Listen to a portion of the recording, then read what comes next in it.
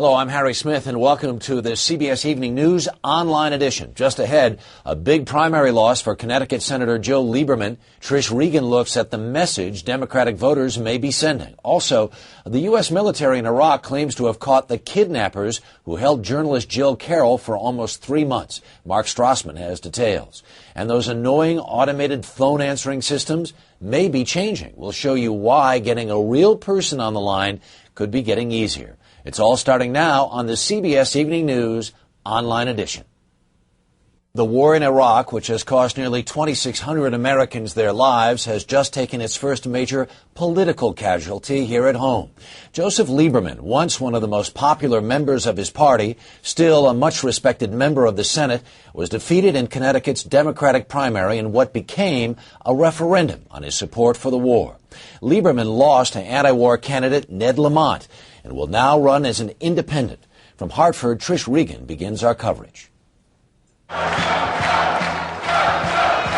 Overnight, this Democratic stalwart has become a political outcast. The victory in November. Senator Joe Lieberman is breaking ranks with the party he has represented his entire political career, and it is breaking ranks with him. Just 2 days ago, his fellow Democrat, Senator Christopher Dodd, was stumping for Lieberman. We want Joe back in the United States Senate. Today, he joined the bandwagon of Ned Lamont, now the Democratic nominee. We stand here as a united party, and we want to change the direction in this country. That's what the voters were saying. Hillary Clinton is also making the switch, even though she, like her longtime ally Joe Lieberman, supported President Bush's decision to invade Iraq. I've already spoken to Ned Lamont. I've already offered him financial help as well as whatever other help he needs.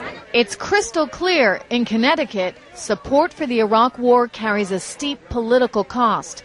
A CBS News New York Times exit poll shows 78% of Democratic primary voters in the state disapproved of the decision to go to war with Iraq. It's a sentiment that anti-war bloggers tapped into. They waged a successful cyber campaign against their three-term senator. The message? Anti-war and anti-Bush means anti-Lieberman. And for the rest of campaign 2006, those bloggers mean to extend their influence.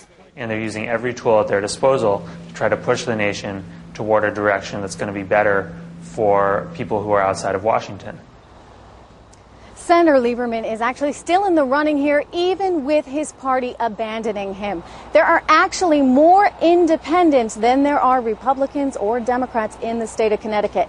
Now, we haven't said anything about the Republican candidate for U.S. Senate because no one here gives him any shot. Harry? Trish Regan in Hartford, thanks so much. U.S. Marines said they've captured the gang that kidnapped American journalist Jill Carroll earlier this year.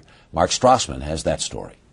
They went into this and the trouble everyone went. Back in April, Jill Carroll was one of the few hopeful signs to emerge from Iraq.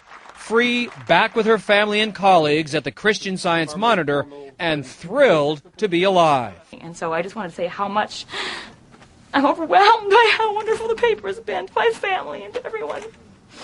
For almost 3 months, Carroll's future looked much more grim. Kidnapped in January with death threats from her captors, she seemed to be barely hanging on. Then suddenly, improbably, on March 30th, her kidnappers freed her, unharmed. Today, another surprise. The U.S. military said they've caught her captors. Coalition forces have detained 4 Iraqi men that we believe to have been involved in the kidnapping of Jill Carroll. This video shows the last place where she was held as a hostage by a group calling itself the Revenge Brigade. The house is actually within sight of a U.S. military base in western Iraq. In hideouts where she was apparently held earlier, Marines freed 2 other hostages. One of those hideouts was booby-trapped. The big break came from a Marine lieutenant acting on a tip. In the house you saw in that video, the Marine found explosives, cash, and a man who got nervous when questioned about kidnappings. The house was so close to the U.S. base, the man apparently thought no one would think to look there. Family and co-workers who embraced Carroll 4 months ago cheered again at news of these arrests. To have apprehended people that have been involved in this ongoing kidnapping scourge in Iraq certainly is enormously reassuring. The U.S. military and the FBI are still looking for other suspects. Carol's story is one seen too seldom in Iraq. There's a happy ending. Mark Strassman, CBS News, Baghdad. Call a customer service number and chances are you'll spend a lot of time dealing with an automated phone system. And just pushing 0 to get a real person doesn't always work anymore. But there is a way to cut through the electronic red tape. Sharon Alfonsi now with the codes that big companies don't want you to know. Amid the chaos at New York's Penn Station, one employee is chipper and courteous 24 hours a day. Hi, I'm Julie, Amtrak's automated agent. That's Julie, the automated voice of Amtrak. She helps callers navigate the railroad's electronic answering system. Got it. The closest train that matches is an Acela Express train. With spunk. Callers have given Julie a 90% approval rating, meaning she's a star in the automated world, and clearly an exception.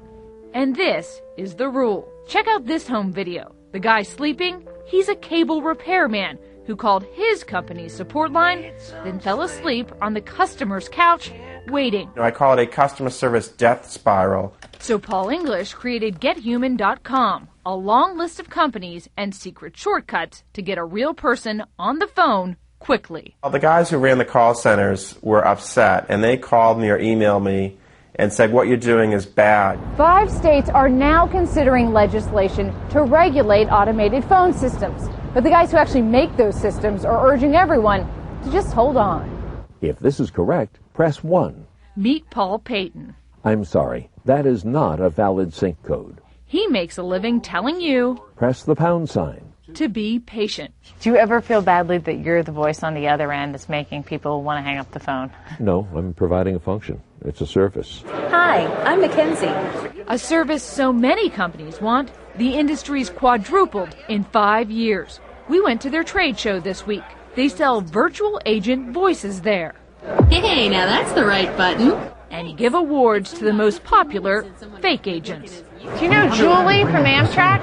Not personally, but we're trying to build a relationship. The voices you love to hate. I'm sorry, that is not a valid PIN. These guys just love.